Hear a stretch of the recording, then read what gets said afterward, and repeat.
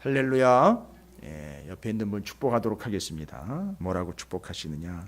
깊은 곳으로 갑시다 라고 축복하시기 바라겠습니다. 오늘 새벽 말씀이 올라와 있던데요. 보니까 혹시 제가 보니까 조회수가 많지 않더라고요. 한 두 분인가 조회한 것 같은데 아마 올리신 분이 한번 조회했을 것이고 그 외에 한 분이 아마 조회를 한 것 같은데 꼭 오늘 새벽 말씀 반드시 듣기 바라겠습니다. 말씀을 전하기 전에 고린도후서 7장 10절의 말씀을 여러분과 함께 잠깐 그냥 들으십시오. 들어보십시오.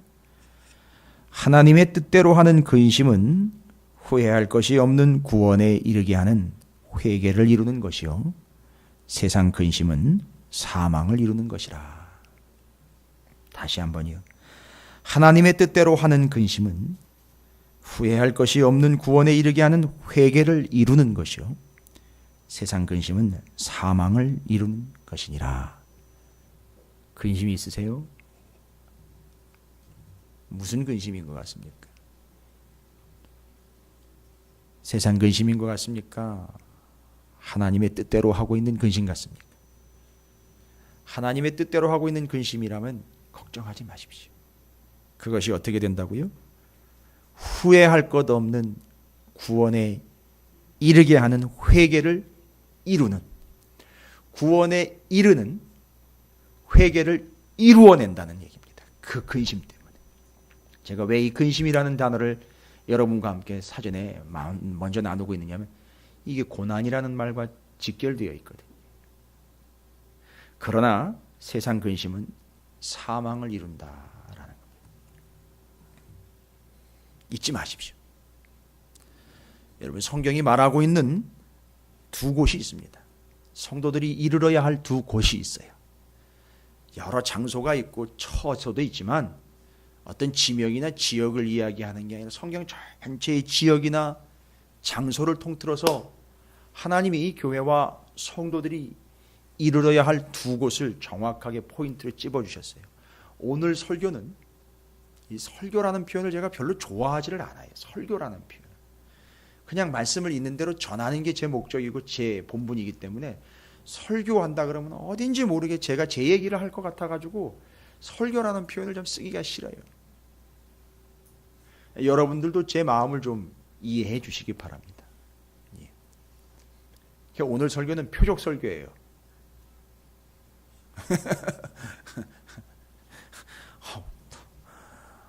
우리 목사님 또 뭔 얘기를 하려고 또 저렇게 대놓고 이제 표적 설교라 그래. 여러분, 제가 표적지를 가지고 올래다가 그냥 말았어요. 참았는데 제가 사격을 해봐서 알아요. 사격을 해봐서 아는데 절대 흔들리는 표적지는 표적으로 쓰지 않아요. 이해가 되세요? 표적은 확고부동하게 서 있는 그 목적지에다가 갖다가 정확하게 쏴대는 게 그게 표적이에요. 표적의 특징이 뭔지 아세요? 절대 흔들리지 않는다는 거예요.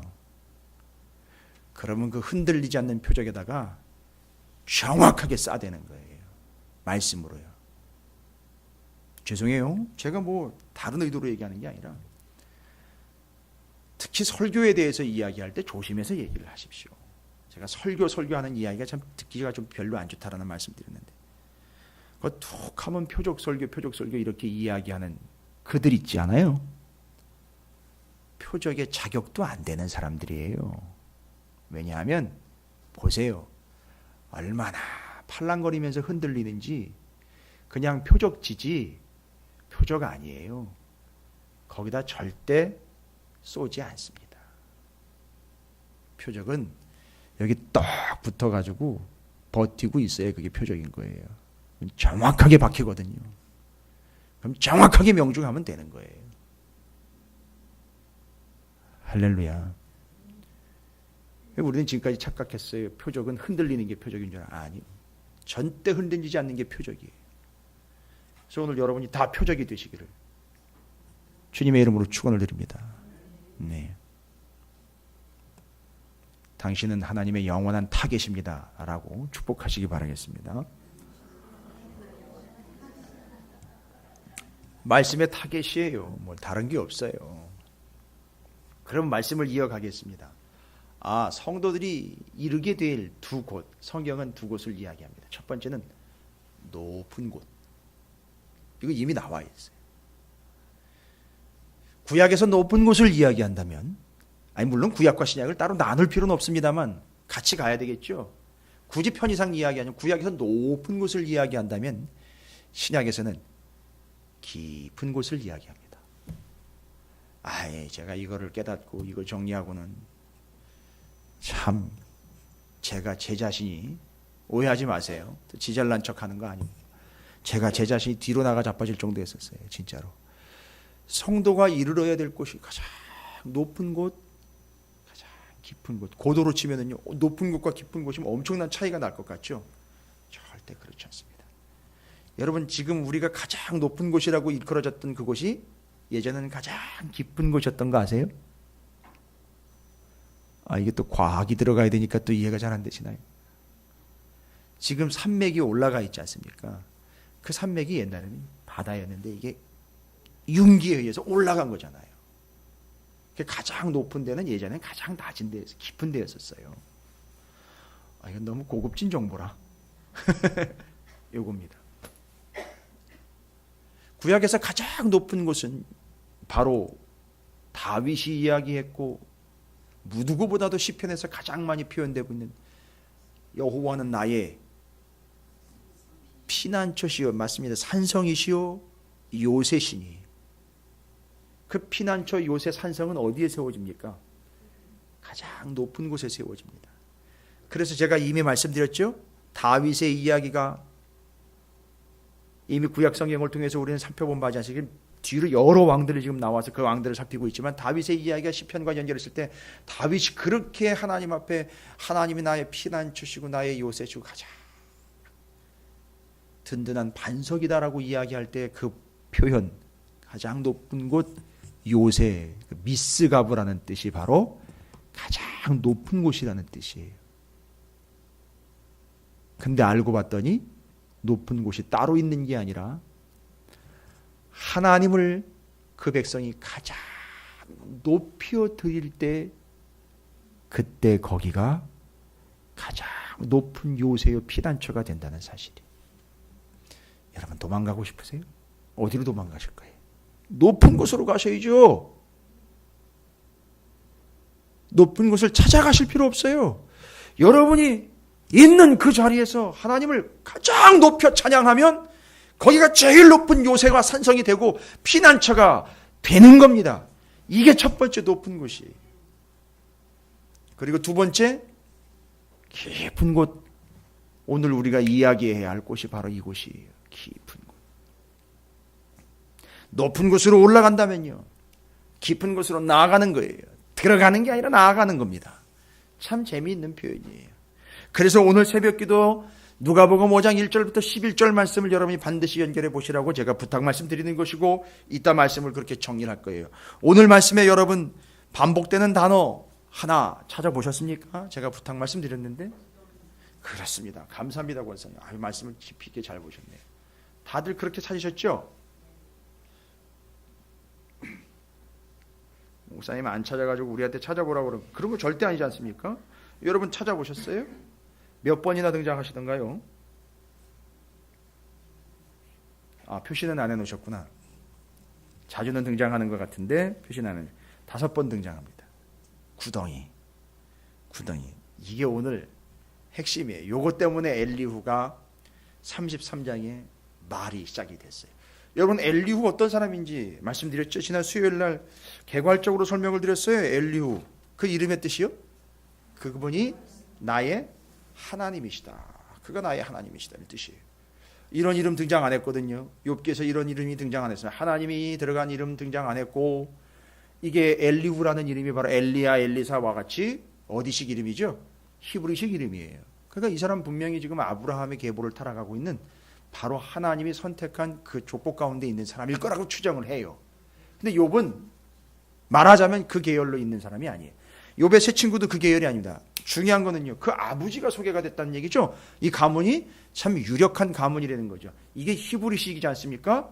제가 그래서 얘기 드렸죠. 다윗이 골리앗을 물리쳤을 때 사울이 다윗에게 뭘 물어보죠? 너 쟤 누구 아들이냐? 아버지를 얘기해요. 그리고 꼭 누구의 아들 이런 식으로 나올 때에는 그 아버지 아들이 유명해서가 아니라 그 아버지가 대단한 인물이라는 걸 얘기하는 거예요. 이해가 되시죠? 이게 이스라엘 사람들의 생활 습관이었습니다. 표현 방식이에요. 그래서 구약 성경에 보면 누구의 아들, 눈의 아들 여호수아 뭐 이렇게 하지. 특별히 선지자들 같은 경우는 그렇게 해서 누구의 아들, 그렇죠? 이렇게 나오지 않습니까?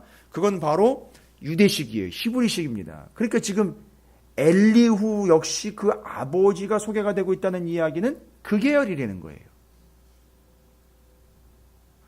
그리고 느닷없이 등장을 했기 때문에 사람들이 오해를 했어요. 마치 누구랑 같은 부류일 것이다.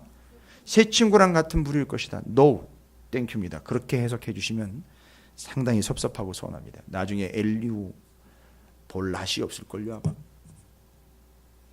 목사님 뭐가 그렇게 당당하시고 자연스럽게 그렇게 주장을 하십니까? 뒤에 가보세요. 42장 이 뒤쪽으로 가면 하나님 말씀하실 때에 오히려 욥의 새 친구는 하나님이 야단을 치십니다. 그렇죠? 근데 37장 엘리후의 이야기가 끝나면 38장 하나님이 직접 말씀을 하시는데 제가 그런 표현했죠.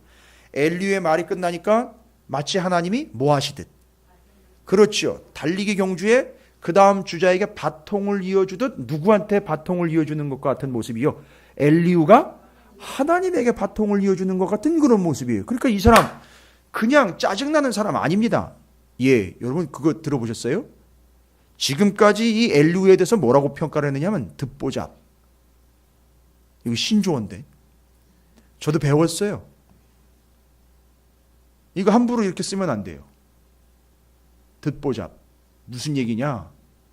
듣도 보도 못한 잡놈이래요. 그 뜻이. 지금까지 엘리후를 그런 식으로 해석을 했어요. 그런데 그 뒤로 가면 욥의 새 친구는 하나님 분명히 지적을 하십니다. 그런데 엘리후에 대해서는 하나님이 한 말씀도 안 하셔요. 무슨 얘기죠? 자기 역할을 하고 어떻게 된 겁니까? 빠진 거예요. 역할 잘한 겁니다. 이게 엘리후예요. 그럼 엘리후가 역할이 뭔가? 나의 본분이 뭐라는 거죠? 다 듣고 있다가 예, 엘리후가 언제부터 있었다고 분명히 표현되어 있죠? 32장에 처음서부터. 그 처음이라는 이야기는 욥의 새 친구와 욥이 계속해서 논쟁을 벌일 때 그때부터 이미 거기 있었어요. 근데 자기가 왜 얘기를 안 하고 있었지 지금까지? 중요한 이유 첫 번째는 여러분 욥의 새 친구가 무엇 순서대로 언급을 이게 변론을 이렇게 했는지 기억나십니까? 엘리바스, 빌닷, 소발이 순서가 정해진 이유가 아주 나이 순서였었어요. 그리고 인생의 경험 순서. 잘 살고 있는 순서였었어요. 그건 뭐 둘째 치고. 그러면 엘리후는 왜 지금까지 얘기를 못한 겁니까? 다 그들보다 나이가 어리니까 찌그러져 있었던 거예요. 그리고 한 가지 더 뭘 기대를 했었느냐 하면 욥에게 그건 아니야 라고 세 친구가 좀 정확하게 이야기해 줬으면 좋았을 것을 하는 아쉬움을 뒤에다 얘기를 해요. 그러니까 뭘 기다렸느냐 하면 욥의 세 친구가 정확하게 이 상황이 어떤 상황인지를 욥한테 좀 해석해 주기를 기다리고 있었는데 어느 누구도 제대로 된 대답을 주지 못하더라는 거예요. 그러면 자기는 뭐 잘나서 그러느냐? 아니요. 엘리후가 자기 입장을 이야기할 때 뭐라고 지금까지 다 들었고 이제는 내가 뭐 할 타이밍이 됐다? 말을 해야 될 타이밍이 있다. 이게 바로 이 사람의 본분이에요. 듣고 있다가 뭐 하는 사람이죠? 말하는 사람. 이거 그냥 내버려두면 잘못된 게 정답이 될 수 있고 심지어는 욥이 하나님 앞에 원망하며 불평했던 내용이 있죠. 하나님은 이 고통 속에서도 내 소리를 듣지 않고 나한테 말도 안 하신다. 이게 계속 가면 이런 식으로 계속 가면, 잘 들어보세요. 이런 오해가 지속되면, 왜요? 고난 상황에 있기 때문에. 이런 오해가 지속되면 그 고난이 유익이 되는 게 아니라, 제가 일단 중간 결론을 내려드릴게요. 몇 번 등장했다 그랬죠? 오늘 본문에. 뭐가 돼버린다는 거죠? 고난이 뭐가 돼버려요? 구덩이가 돼버리는 거예요. 이것 때문에 엘리후가 등장한 거예요. 그러니까 엘리후의 역할은 듣는 건 다 들어야 되고, 말해야 될 때는 정확하게 말을 해야 돼요. 근데 이런 역할을 했던 사람이 성경에 이미 나와 있잖아요. 이건 욥기니까 그 이전 역사라고 하지만, 뒤에 이런 역할을 하는 사람이 아주 공식적으로 등장하잖아요. 듣고 말하는 사람. 직분상, 예? 그 직분을 뭐라고 부르잖아요? 선지자 혹은 예언자. 그러니까 엘리후는 뭐로 지금 등장한 거냐 하면 예언자로 등장을 한 거예요. 누구한테요? 욥한테. 욥은 어떤 오해를 가지고 있다는 거죠? 하나님이 내 소리를 듣지 않고 나한테 말씀도 안 하시는구나. 이 오해가 계속 가다 보면 고난이 유익이 돼요. 지금까지 우리가 고난의 의미에 대해서 다 살펴봤잖아요. 그게 다 뭐가 된다는 거죠? 그렇죠. 정확한 해석이 물거품이 되고, 그의 인생은요, 고난만 실컷 당하고 그가 어디로 빠지게 되는 거죠? 구덩이로 빠지는 거예요. 이 구덩이는 지옥과는 조금 다릅니다. 개념상. 그 물거품이라는 것과 좀 연결을 해야 돼요. 기쁜 고난을 받아왔는데 결과에 가서는 그 고난이 뭐가 돼버리는 거죠? 구덩이가 돼버려. 그 인생이 구덩이에 빠져버린 인생이 돼버립니다. 와우. 이거 내버려두면 안 되잖아요. 그래서 하나님이 급 파송한 게 누구죠? 엘리후를 파송해서 처음부터 심상치 않은 얘기를 하죠. 욥이 가지고 있었던 그 고민과 아픔과 오해, 불만, 하나님에 대한 두 가지 불만이었죠. 그래서 이스라엘 백성들이 가지고 있던 하나님에 대한 두 가지 오해, 그래서 기억나십니까? 수요일날 두 가지 오해, 욥이 가지고 있던 두 가지 오해, 이스라엘 백성들이 바벨론 포로로 끌려갔을 때 그때 서운한 마음에 가지고 있던 두 가지 오해. 하나님은 무능력하시다, 하나님은 불공평하시다. 왜 그런 오해가 나왔는지 아시죠? 왜 무능력합니까? 하나님을 믿지도 않는 이방의 바벨론이 쳐들어왔는데도 하나님은 속수무책인 거 아니냐? 두 번째는요, 죄는 우리 조상이 다 지어놓고 우리가 이런 아픔을 겪게 되는 건 이건 불공평한 거 아니냐? 이렇게 두 가지 오해. 근데 욥이 두 가지 오해했습니다. 하나님은 나를 안 들으시고 내게 말씀을 안 하시는 것 같다 하니까 급파송. 엘리후를 급파송하십니다. 그리고는 엘리후가 나오자마자 뭐라고 얘기하면, 내가 지금까지 다 들었고 이제는 타이밍이 돼서 말한다. 여러분, 이건 자기 얘기하는 게 아니고 누가 보냈어요? 그러니까 선지자로서 하나님이 어떻다는 거죠? 다 두 가지 반드시 챙겨야 돼요. 하나만 얘기하시면 안 돼요. 나 다 들었다. 그리고 이제 타이밍이 돼서 내가 얘기한다. 중간에 욥의 세 친구 이야기 끝나고 하나님 말씀하신 그 사이를 욥이 기끈 받아낸 고난을 구덩이로 그냥 쳐박아버리는 그런 비참한 인생 되지 않도록 하기 위해서 하나님 급 파송했습니다. 그러니까 느닷없이 어디서 튀어나온 것 같은 느낌이 드는 거예요. 그리고는 나오자마자 나 다 들었다.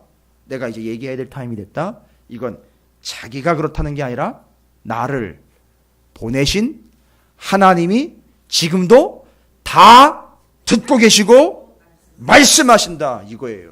그럼 이거 찾아내야 돼요. 아니 뭐 들은 거는 다 들으셨겠지요. 말씀하시는 건요. 이건 어떻게 찾아내야 되냐. 오늘 본문 말씀에 보면 하나님이 말씀하시는 분이다라는 걸 이야기하려고 자기가 직접 어떻게 하고 있어요. 엘리후가 말을 하고 있어요. 지금까지 다 들었던 것, 그리고 내가 말할 타임이 돼서 말을. 그러면 이게 바로 뭘 이야기해주고 얘기해주면 38장 이후로부터 하나님이 시간이 되면 뭐 하신다는 얘기죠? 말씀하신다는 얘기예요. 그런데 그때까지 기다려야 된다는 개념이 아니라 엘리후는 그보다 더 적극적인 이야기를 지금 하고 있습니다. 하나님은 지금 말씀을 안 하시고 계시는 건가요? 그때가 돼야지 그때나 되어서 얘기하시는 건가요? 아니잖아요. 지금도 하나님은 두 가지 하면 듣고 말씀하시는 중에, 할렐루야. 여러분 이건 욥한테만 해당하는 게 아니라 우리한테도 해당되는 거예요. 여전히 하나님은 지금도 우리를 들으시고 우리에게 말씀하고 계십니다. 이건 믿으셔야 되는 부분이지 여러분이 이해하신다고 될 게 아니에요. 이건 믿는 사람들한테는 고스란히 그렇게 이루어지는 거예요. 그래서 엘리후는 내가 오늘 첫 부분에 1절부터 7절까지 보면 내가 말할 수밖에 없다 이거예요. 왜 내가 말하느냐? 내가 할 말이 많아서가 아니라 하나님은 뭐 하시는 하나님이니까 말씀하시는 하나님이니까 내가 얘기할 수밖에 없다. 이걸 얘기를 하는 거예요. 그러니까 오해 풀어. 오해하지 마. 두 가지 오해. 안 들으시고 말씀 안 하신다. 그거 오해하지 마. 오해 풀어라. 고통이 되려 너를 어떻게 만들 수 있어요? 죄 때문에 욥이 고난을 당하는 건 아닌데 고난을 당하는 중에 오히려 어떻게 될 수 있다는 얘기죠. 그게 힘들다는 핑계로, 그게 어렵다는 이유로 되려 그거 죄로 가는 통로가 될 수 있다는 거예요. 그러니까 엘리후 이야기하고 친구들 이야기하는 완전히 다른 거예요. 이건 수준이 다릅니다. 친구들은 네가 죄를 졌기 때문에 이런 고난을 당하는 거지 얘기했죠. 그런데 엘리후는 뭐라고 얘기냐면 네가 죄를 지었기 때문에 고난을 당하는 건 아니지만 이런 식으로 고난의 의미를 잘못 이해하고 그냥 네 식대로 해석하다 보면 네가 이 고난 속에서 되려 뭐를 지을 수 있다? 죄를 지을 수 있다. 이건 엄청난 차이입니다. 무슨 얘기인지 아시겠죠? 그러면 하나님이 고난을 주신 거잖아요. 허락하신 거예요. 그러면 하나님이 결론은 뭐가 돼버리냐면 욥으로 하여금 뭐를 짓게 하려고 고난을 준 거나 마찬가지가 돼버리죠. 아니 죄 짓게 하려고 고난 준 거 그건 아니지 않습니까? 그러니까 급한 거예요. 엘리후를. 그거 아니라고 오해하지 말라고. 이게 13절까지 내용이에요. 내가 빨리빨리 얘기를 좀 해야 되겠다. 하나님 말씀하시는 내용이니까 내게 얘기를 해야 되니까 들어봐. 1절부터 7절까지 그게. 들어봐. 내가 얘기 좀 할게. 그 다음에 8절부터 13절. 절대 오해하지 마. 네가 죄 져서 고난받는 건 아니야. 근데 고난 때문에 네가 죄를 지을 수 있어. 네가 하는 말이 오해하는 것이 그게 계속 고정화가 돼버리면, 그게 계속 붙바위가 돼버리면, 그렇게 오해하면 그게 죄가 된다. 그거 아니다. 그거 끊어야 된다. 와우, 여기까지입니다. 그럼 1절부터 13절까지 다시 한번 읽어보세요. 천천히. 그런즉 욥이여 내 말을 들으며 보세요. 뭐라고 얘기해요? 이제 내 말 좀 들으라는 거예요. 들어봐. 이 사람은 누가 보낸 거죠? 하나님이 보낸 거니까 이 엘리후의 얘기를 듣는다는 거, 그건 누구의 얘기를 듣는 거예요? 하나님의 얘기를 듣는 거예요. 여러분, 욥 참 행복한 사람이에요. 목사님 그런 고난을 당하는데 뭐가 행복해요? No. 하나님이 직접 사람을 보내가지고 얘기를 하시잖아요. 세상에. 누구한테 사람을 직접 보내가지고 그 사람한테 얘기를 해요. 얼마나 사랑하는지 하나님이 직접 보내가지고 얘기를 해요. 이 부분에 있어서는 엘리후도 부러워요. 아니니까? 나는 기껏 가가지고 전해주기나 하는데, 근데 엘리후도 아니고, 우리가 에스겔에서 얘기했잖아요. 전하려면 이 사람이 어떻게 해요? 충분히 들어야 되잖아요. 풍성히 듣는 거예요. 그럼 선지자 입장에서는 뭐 다 좋은 것이죠. 그러나 이 욥은 엘리후가 봐도 참 복된 사람이에요. 자기를 파송을 했잖아요, 하나님이. 욥한테. 내가 입을 여니 내 혀가 입에서 말하는구나. 내 마음의 정직함이 곧 내 말이며 내 입술이 아는 바가 진실을 말하는. 나 거짓말 얘기하는 게 아니라 진실 얘기합니다. 이런 확신이 어디서 온 겁니까? 자기가 잘났다고 얘기하는 게 아니라 하나님이 보내셨기 때문에 내가 얘기한다. 그대가 할 수 있거든 일어서서 내게 대답하고 내 앞에 진술하라. 나와 그대가 하나님 앞에 동일하니 나도 흙으로 지으심을 입었으니. 이런 표현 하기가 쉽지 않거든요. 흙으로 지었으니 흙으로. 이건 뭐가 배경이 돼야 되죠? 창세기가 배경이 돼야 되잖아요. 그러니까 이 이야기를 딱 듣는 순간 욥이 반발하지도 않고 엘리후가 잘난 척하면서 얘기하는 게 너나 나나 똑같은 인생이야. 이렇게 지음받은 거 아니야. 그러니까 서로가 창세기를 지금 묵시적으로 공감하고 있는 거잖아요. 야, 이거 맞는 얘기네, 맞아요. 내 위험으로는 그대를 두렵게 하지 못하고 내 손으로는 그대를 누르지? 맞는 얘기잖아요. 내가 뭐라고 감히 너를 짓누르고 너를 압박해가지고 너를 그 위에서 권위 있게 너를 내려다보며 째려보겠어. 이거 누가 한 거죠? 새 친구가 했던 거잖아요. 난 그 사람들하고 달라. 자, 그럼 8절부터 보세요. 그대는 실로 내가 듣는 데서 말하였고 나는 그대의 말씀을 내가 지금까지 네가 얘기하는 거 다 들었다. 그리고 네가 지금 보는 데서 내가 말하고 있는데 너가 좀 뭔가 오해를 하고 있는 것 같다. 이르기를 뭐라고 얘기했대요? 나는 깨끗하여 악인이 아니며 순전하고 불의도 없거늘 참으로 하나님이 나에게 잘못을 찾으시며 나를 자기의 원수로 여기사 내 발을 착고에 채우시고 나의 모든 길을 감시하신다 하였느니라. 내가 그대에게 대답하리라. 이 말에 그대가 의롭지 못하니 하나님은 사람보다 크심이라. 이런 식으로 계속하면 이건 옳지 않은 것이다. 이해는 되지만 그건 은혜로운 얘기는 아니다. 그 멈춰라. 딱 제동이 걸린 거예요. 정말 하나님 젠틀맨이셔요. 이쯤 되면 고난 한 번 더 부어주실 수 있잖아요. 그죠? 이게 아직도 정신을 못 차렸네 이러면서 언제까지 알아먹을 거야 뭐 이럴 수 있잖아요. 근데 이제 욥의 수준을 알기 때문에 여기서 더 나가면 욥은 인간인지라. 여러분 욥은 신이 아니에요. 욥은 인간인지라. 여기서 조금 더 나가면 뭐가 더 깊어지고요? 오해가 더 깊어지고 죄가 더 깊어질 수 있어요. 그러니까 여기서 뭐 하는 거죠? 커트시키는 거예요. 하나님.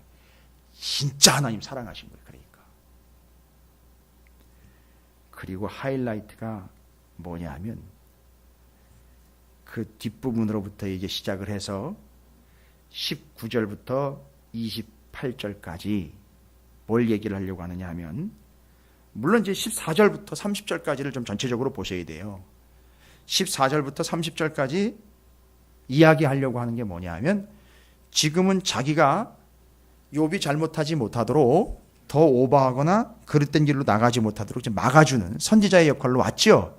그래서 내가 지금 하나님의 말씀을 대언하고 있는데 14절 이후로부터는 정확하게 좀 얘기하면 표시도 한번 해보시면 좋을 것 같아요. 19절부터 28절까지의 내용이요.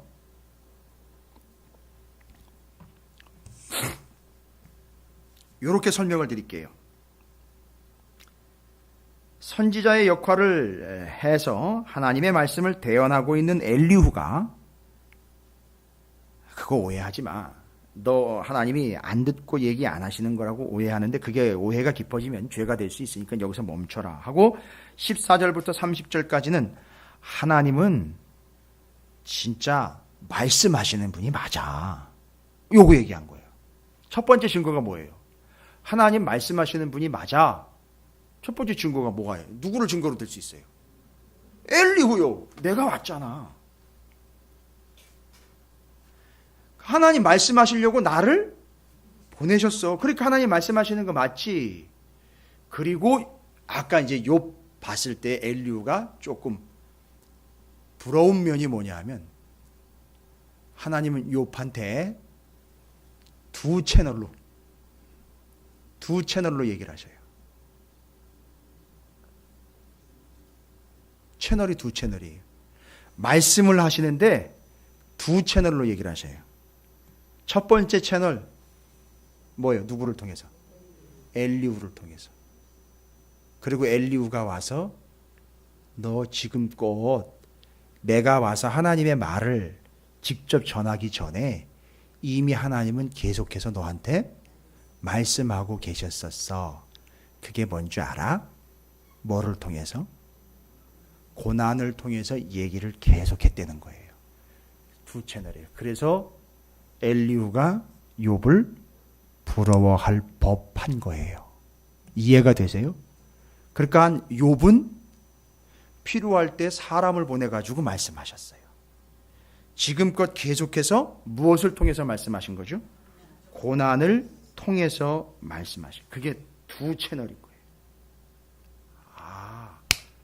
고난은 당하는 건 줄 알았는데 고난을 통해서 하나님이 뭐 하셨다라는 걸 지금 정의하고 있죠. 19절부터 28절까지 정확하게 19절부터 28절까지 한번 읽어보십시오. 혹은 사람이 병상의 고통과 뼈가 늘 쑤심의 징계를 받나니 그의 생명은 음식을 싫어하고 그의 마음은 별미를 싫어하며 그의 살은 파리하여 보이지 않고 보이지 않던 뼈가 드러나서 그의 마음은 구덩이에 그의 생명은 뭐라는 자에 가까워지느니라. 만일 1천 천사 가운데 하나가 그 사람 중에 중보자로 함께 있어서 그의 정당함을 보일진데 하나님이 그 사람을 불쌍히 여기사 그를 건져서 구덩이에 내려가지 않게 하라. 내가 대속물을 얻었다 하시리로다. 그런즉 그의 살이 청년보다 부드러워지며 젊음을 회복하리라. 그는 하나님께 기도함으로 하나님의 은혜를 베푸사 그로 말미암아 기뻐 외치며 하나님의 얼굴을 보게 하시고 사람에게 그의 공의를 회복시키시느니라. 그가 사람 앞에 노래하며 이르기를 내가 범죄하여 옳은 것을 그르쳤으나 내게 무익하였구나. 깨달았습니다. 고난을 통해서 인생이 어떻다라는 걸 깨달았죠. 무익하다라는 걸 깨달았어요. 하나님이 내 영혼을 건지사 구덩이에 내려가지 않게 하셨으니 내 생명이 빛을 보겠구나 하리로다. 잘 보십시오. 내용이 뭔지 뭐예요? 뼈가 살이 구덩이 막 얘기하고 힘든 이야기들 하죠. 이 고난이라는 것이 이 19절부터 28절까지의 내용은 그 고난이라는 것이 고난을 받으라고 나를 내던지게 아니라 하나님은 고난을 통해서 내게 말씀하셨다는 얘기예요. 그러니까 너는 행복한 줄 알아. 뭔 얘기예요? 나를 보내서 너에게 말씀하시고 너는 지금까지 내가 다 봤잖냐? 그런데 지금껏 뭘 통해서 말씀하셨다는 거죠? 고난을 통해서 쭉 말씀하셨다. 그런데 그렇게 말씀하셨는데 이 고난이 욥의 두 가지 오해 때문에 뭐가 될 위기에 처해 있다는 거죠. 고난 때문에 뭐를 짓게 될 위기에 있고 죄를 짓게 될 위기에, 이 고난이 유익이 되어야 될 텐데 고난이 오늘 표현으로 보면 뭐가 돼버릴 위기에 처해 있다는 거죠. 구덩이가 돼버릴 위기에 처하게 됐다는 거예요. 그래서 엘리후가 나온 거예요. 여기서 이제 중요한 얘기가 등장이 돼요. 여기서 이제 본문이 더 깊이 들어가야 돼요. 그러니까 엘리후가 등장한 이유는 문제 해결을 위해 등장한 게 아니에요. 이 사람을 고난으로부터 끄집어내려고 등장한 게 아니라 이 고난을 더 깊숙하게 파고 들어가 거기서 뭘 듣도록 하려고 하는 거라는 거죠. 하나님의 말씀을 듣도록 하려고 하는 거예요. 그래서 이 고난은 피해갈 게 아니라 고난은 하나님의 말씀이기 때문에 들어야 한다라는 거예요. 이게 일반적인 이야기 같고 뻔한 이야기 같고 말로는 참 은혜스러운 이야기 같은데 받아들이기가 좀 쉽지가 않네요. 이렇게 이야기하실 수 있어요. 그런데 이 구덩이라는 게 갖고 있는 게 나쁜 곳, 죽을 곳, 멸망의 곳 이렇게 좀 어렵게 생각을 하는데 이 구덩이라는 말이 뭘 의미하느냐 하면 히브리어로 샤하트라는 단어인데 히브리어로 이 뜻이 재미있어요. 구덩이가 돼버릴 위기에 있어요. 그렇죠? 고난이 구덩이가 돼버릴 위기가 돼 있어요. 그러면 그 구덩이의 원래 뜻을 좀 살펴봐야 돼요. 샤하트. 샤하트라는 뜻이 뭐냐면 썩는다는 거예요. 썩는다는 말 뒤에 따라붙는 형용사가 있죠. 동사인가요? 동사가 될 수 있네요. 썩는다는 말 뒤에 따라붙는 동사. 썩어 없어진다. 썩어서 여러분 시신 땅에 묻으면 썩어서 없어져요. 이건 그러니까 단순히 지옥을 이야기하는 개념이 아니에요. 의미를 잘 보셔야 돼요.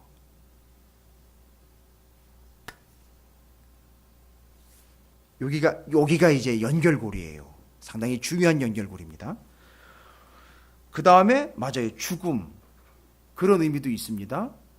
그런데 뜻 중에 하나가 사라진다라는 뜻이 있어요. 구덩이라는 뜻. 샤하트가 썩다. 사라진다. 멸망하다.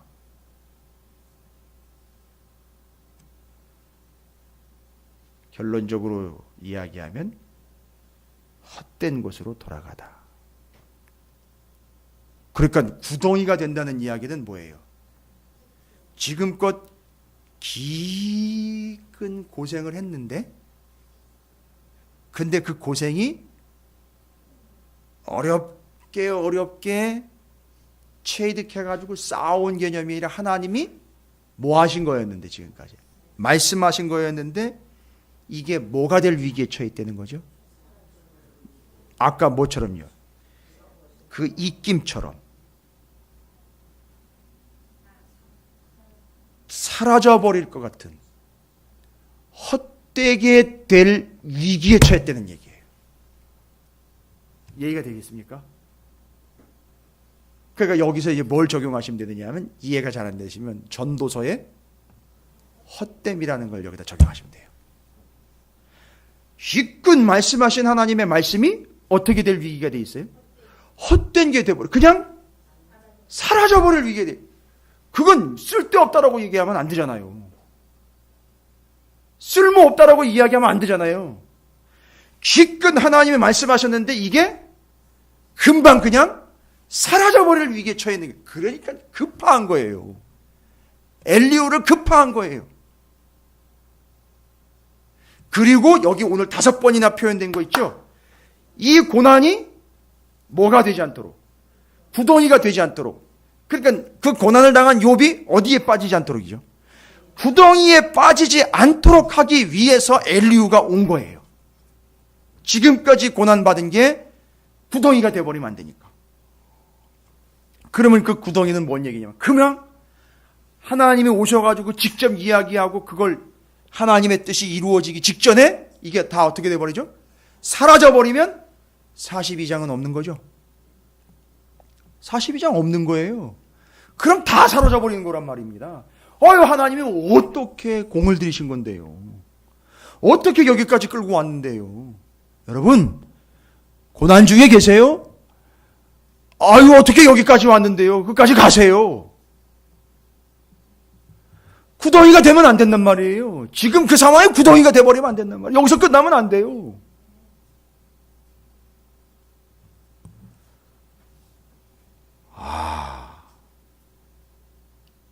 이게 뭐가 될 위기에 처해 있다? 헛되게 될 위기에 처해 있다는 거죠. 인생 헛되고 지금까지 말씀하신 고난이 헛될 위기에 처해 있는 거예요. 이때 누가 등장했느냐? 엘리후가 등장한 거예요. 하나님이 직접 말씀하실 수 있지만 하나님이 직접 얘기하시면 욥 기절하고 나가 자빠집니다. 끝나는 거예요. 괜히 또 이 뜻이 이루어지기도 전에 먼저 육신적으로 또 먼저 질자로 그냥 땅에 그냥 묻혀버릴 수도 있어요. 기절 초풍하면요. 그렇지 않습니까? 그래서 그 충격을 완화해주러 온 사람이 엘리후예요. 제가 그런 역할을 해야 되는 거예요, 여러분과. 그러니까 제가 좀 시덥잖아도요, 이거 가지고 여러분에게 말씀드릴 땐 좀 들어주셔야 돼요. 이 중요한 내용입니다. 이게 저한테는 보여요. 진짜 보여요. 진짜로 말씀으로 보여요. 야, 이거 큰일 났네요. 그죠? 그런데 의미는 맞아떨어졌어요.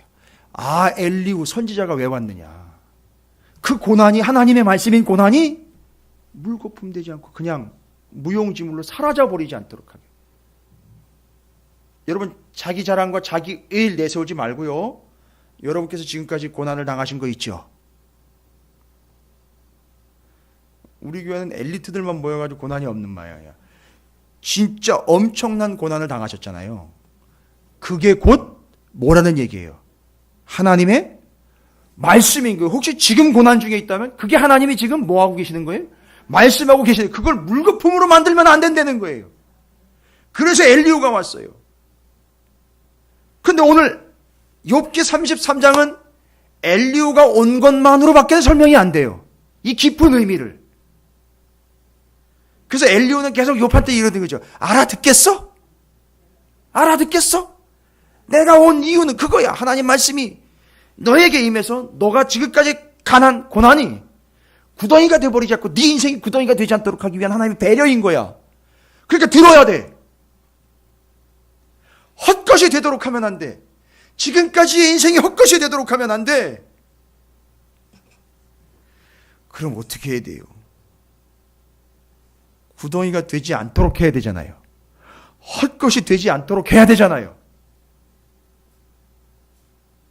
근데 우리는 뭐라고 기도합니까? 기도하기 쉬우니까 빨리 이 고난에서 빠져나가게 해달라고 기도해요. 이게 얼마나 그릇된 기도인지 아시겠어요? 왜요? 그 얘기는 뭔 얘기인 거예요? 하나님 이제 그만 얘기하고 이거 물거품 만들어 버립시다. 이 얘기하는 거 아니에요? 그렇죠?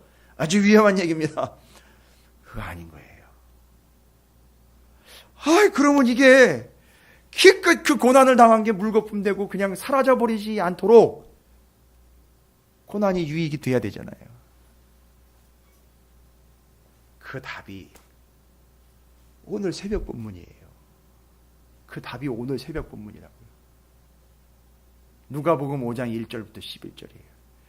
야, 우리 목사님 진짜 설교 편하게 한다. 이것저것 다 짜집기 해가지고 다 갖다 붙이면 말씀이 되고 설교가 되네. 절대 그런 오해하지 마세요. 그건 뭐 아무나 하는 줄 아세요?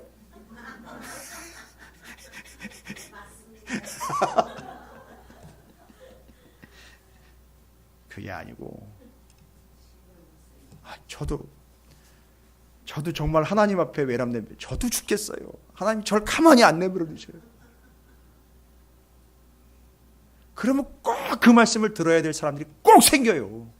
근데 그걸 흔들리는 표적지는 그걸 표적 설겠다고 자꾸 난리를 치는 거예요. 그런데 표적은 오늘 말씀처럼 그렇게 흔들리고 사라지지 않아요. 거기에 서서 아주 확고부동하게 서서 그 모든 말씀의 토한 하나를 다 받아내요. 그게 표적이에요. 어디 함부로 표적을 얘기합니까? 아무나 표적되는 거 아니에요. 그래서 오늘 저는 여러분을 다 표적 삼아 지금 날리고 있는 거예요. 할렐루야. 제가 얘기 들었어요. 가끔 우리 교회에 들어와 가지고 이 목사가 표적 설교 하나하나 뭐 이런 거 보는 사람들이 있나 봐요. 그딴 부류들은 저는 취급도 안 해요. 그건 표적도 아니니까. 그런데 여러분께서는 정확한 표적이 되시는 거예요. 이제 왜요? 뭐를 통해서? 고난을 주어서 거기서 하나님의 말씀에 표적이 돼가지고 계속 받아내는 거예요. 그런데 욥이 오해를 하니까 야 이거 빨리 가야 되겠다. 가서 오해하지 말라고 빨리 붙들어야 되겠다 해서 엘리후가 출동한 거예요. 사이렌 울리면서 출동한 거예요. 그래가지고 하나님이 고난은 하나님의 말씀인데 네가 이런 식으로 오해하면 이 고난은 뭐가 돼버리냐면 물거품 돼버리고 그냥 사라져버린다. 여러분 지금까지 당하신 고난이요. 우리가 공치사 하는 거 아니에요. 그죠? 그게 그냥 아무 의미 없이 사라졌다고 생각을 해보시오. 너무 마음이 아파요. 지금까지 그렇게 고생하며 하나님 말씀하신 과정을 여기까지 왔는데 여기서 그냥 포기해버리고 여기서 그냥 물거품 만들어버리는 너무너무 아까운 거예요. 그 제가 엘리후의 마음이 돼가지고 이걸 전해야 되는 거예요. 근데 저는 욥의 시대의 사람이 아닌 엘리후가 아니기 때문에 조금 유리한 게 뭐냐면 신구약을 다 알고 있어요. 그래서 엘리후보다는 조금 더 이야기 드릴 수 있다는 게 제가 장점이에요. 그러면 이 고난이 하나님의 말씀인 이것이 물거품이 되지 않도록 하기 위해서 정확하게 오늘 새벽 본문 저도 놀랐어요. 아주 기가 막히더라고요. 제가 오늘 새벽에 아주 몸이 그냥 오싹오싹했다니까요. 아니 하나님은 어떻게 이렇게 말씀을 하시나. 자 그러면 누가복음 5장 1절부터 15절까지 가셔야 돼요.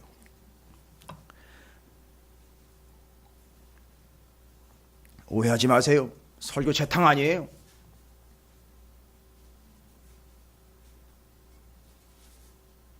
여러분 누가복음 5장 1절부터 11절까지 너무 잘 아시는 말씀이에요. 베드로가 밤이 새도록 뭐 했다 그랬죠? 5절을 보세요. 밤이 새도록 수고하였으되 잡은 것이 없습니다. 뭐죠? 빈 그물에다가 밤새도록 수고한 게 뭐가 돼버렸어요? 그렇잖아요. 밤새도록 얼마나 열심히 잡았겠어요. 그죠? 이 밤은요. 해 떨어져가지고 해 뜰 때까지요. 계속 그물을 던졌는데 이게 뭐가 돼버렸어요? 헛수고요. 뭐죠? 헛된 것 됐단 말이에요. 와우, 베드로도 헛된 인생이네. 인생이 헛되되는 게 아니라 그게 수고가 어떤 것이 증명이 됐죠? 그리고 잡은 것이 없지만은, 그러니까 금을 넣었다가 어떻게 했어요? 건져 올리니까 뭐죠?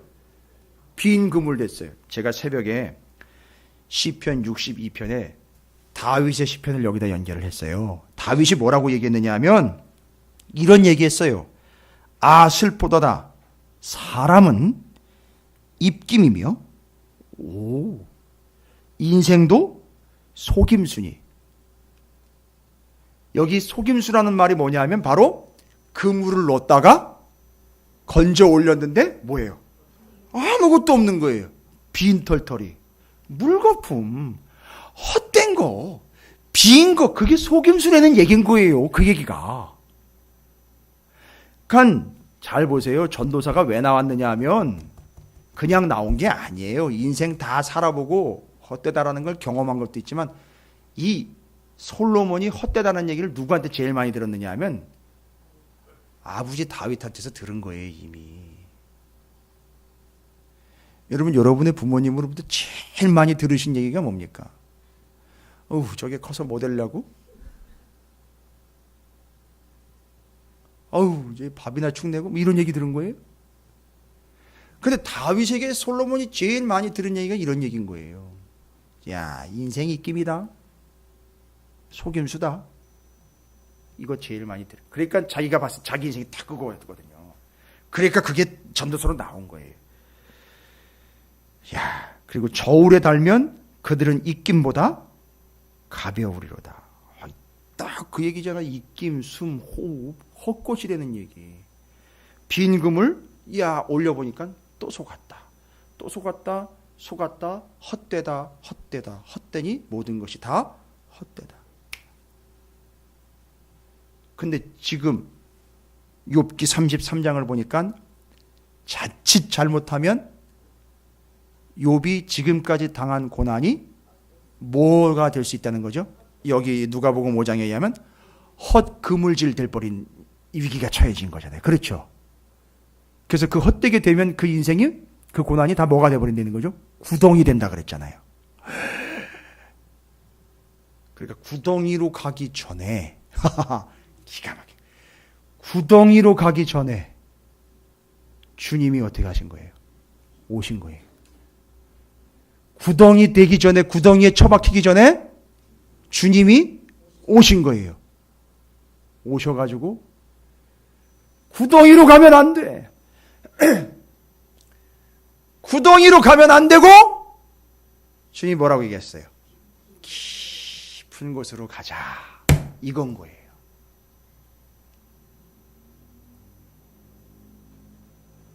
그럼 이게 연결이 돼야 돼요.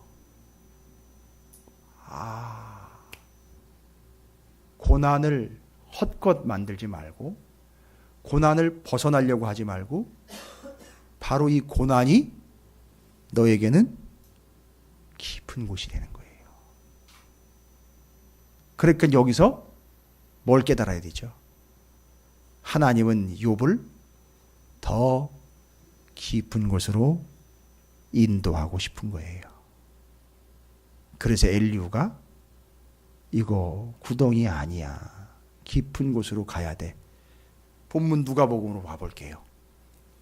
그래서 예수님이 뭐라고 얘기하냐 하면 헛된 인생이 드러났죠. 헛그물질했습니다. 빈배예요. 근데 이 인생이 빈배 아닌 이유가 뭐죠? 그 배에 예수님이 계셨어요. 이 빈배 아닌 거예요, 이제. 그리고 깊은 곳의 의미를 이제 알아야 돼요. 깊은 곳의 의미. 여러분, 고난이 깊은 곳이라는 의미 이제 이해가 되세요? 하나님이 지정하신 깊은 곳, 고난이에요. 짜증나고 싫으실 수도 있지만, 빨리 벗어나고 싶지만, 공식 지정 장소예요. 고난이요. 어떤 곳이라고요? 깊은 곳. 그럼 여기서 말하는 누가복음이 말하는 깊은 곳은 어딜까요? 아무리 봐도 이 동네에서 제일 깊은 데는 수심이 깊은 곳인 줄로 알고 있는데 잘 보십시오. 깊은 데로 가서 그물을 내려 고기를 잡으라. 여러분, 허망한 인생, 헛된 인생의 대책은 딱 두 개밖에 없어요. 이거 물거품 되지 않으려면 어디로 가야 되죠? 얕은 데서 허우적대면서 비린내나 맡고 있으면 안 돼요. 어디로 가야 되는 거죠? 깊은 곳이고 그 다음이 바로 베드로가 하는 얘기죠. 선생님, 우리들이 밤이 새도록 수고하였으되 헛됐습니다. 우리 인생은 어떤 인생이 되는 거죠? 헛된 인생인데 잘 보세요. 잡은 것이 없어 그물은 다 속임수였으나 잘 보십시오. 뭐에 의지해서요? 말씀에 의지하여 내가 그물을 내리리이다. 인생 헛됨으로 구덩이로 처박히는 걸 막을 수 있는 두 가지가 뭐냐 하면 하나는 깊은 곳, 그 다음에 말씀을 의지함, 두 가지예요. 그런데 그 깊은 곳이 어디냐 봤더니만 제일 깊은 수심 내려보내서 잠수부 내려보내가지고 여기가 제일 깊다라는 곳이 거기가 깊은 곳이 아니라 잘 보세요. 깊은 곳. 답이 거기에 다 나와 있어요. 말씀을 마치시고 시몬에게 이르시되 깊은 데로 가서 그물을 내려 고기를 잡으라. 시몬이 말씀에 의지하여. 여러분, 깊은 곳이 어딘지 보이세요? 맞습니다. 주님이 말씀하신 곳이 깊은 곳이에요. 할렐루야. 금요일 저녁에 말씀하신 곳은 여기예요. 여기가 깊은 곳입니다. 제가 금요일날 기도회에 인원 끌어들이려고 수작 부리는 거 아닙니다. 여기가 깊은 곳이란 말이에요. 깊은 곳에 오는 게 인생 헛됨을 방지하는 겁니다. 아니, 헛되지 않은 인생의 특징인 거예요. 두 가지입니다. 깊은 곳, 말씀, 의지. 알고 봤더니 두 개 하나가 합쳐진 거예요. 정말 인생의 깊은 곳은 어디입니까? 하나님이 말씀하신 곳. 이렇게 바꿔볼까요? 하나님이 말씀하신 것. 그대로 가면 거기가 뭐가 되는 거죠? 그러면 고난이 못되지 않도록 하려고 하는 게 하나님의 뜻입니까? 헛되지 않게 되려고 하나님은 고난을 우리에게 허락하셨으니까 고난의 현장에서 여러분 우리는 어떻게 해야 되죠? 더 깊은 곳으로 가기 위하여 말씀, 이 계시의 말씀이 이미 우리 손에 주어졌습니다. 이 말씀하신 대로 가세요. 말씀하신 대로 하세요. 그러면 여러분 계신 곳은 제일 깊은 곳이 되는 겁니다. 이게 안 되니까 지금 현재 우리는 어디에서 허우적대고 있어요? 아주 얕은데 물가에서 그물에 걸린 물고기 몇 마리 가지고 허우적대고 있는 거예요. 그리고 베드로가 이 사실을 알았기 때문에 내 인생은 지금까지는 헛된 인생이었는데 이제는 헛된 인생, 물거품 인생 아니라 제대로 된 인생 살겠습니다 해서 와우! 어떻게 됐어요? 그 그물, 그 배, 물고기는요? 아니, 그물이 찢어지도록 잡혔다면서요. 그 물고기 다 헛된 것으로 여기고 됐겠습니까? 그전에는 이게 뭐였는데요? 이게 가치 있는 것이었는데 이게 다 헛된 것으로 여기고 그게 바울이 배설물로 여기고 라는 단어와 이제 계속 연결되는 거예요. 이걸 헛된 것으로 여기고 그리고 자 보세요. 이건 그 다음엔 제 해석이에요. 지금까지도 다 제가 해석한 부분이에요. 오늘 새벽에 제가 전한 말씀 중에 정말 제가 전하고도 제가 준비하고도 제가 너무너무 은혜를 받은 베드로 자신이 배가 돼서 주님을 태우고 가장 깊은 곳으로 가 그물을 던졌더니 빈 그물이 올라오는 게 아니라 영혼이 올라오더라.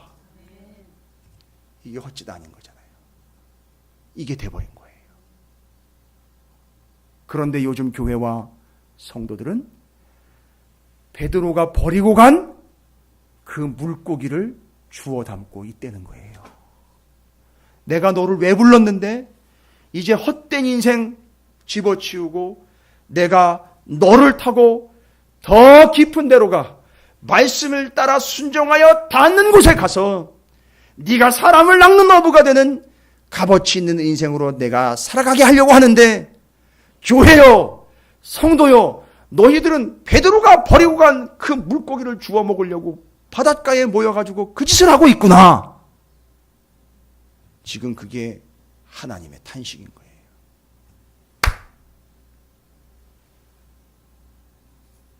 저 옛날엔 이거 못 봤어요. 보지도 못했어요. 근데 욥기가 어쩜 그렇게 기가 막힌지 이렇게 말씀이 다 정리가 되더라는 겁니다. 그러니까 욥은 바로 요거죠. 엘리후를 통해서 욥은 이제 더 깊은 곳으로 가는 거죠. 알고 봤더니 고난이 뭐였단 얘기죠. 고난 통해서 뭐 하신다 그랬잖아요. 말씀하셨다는 거니까. 아까 얘기했잖아요. 깊은 곳이 어디라 그랬어요? 말씀하신 곳이죠.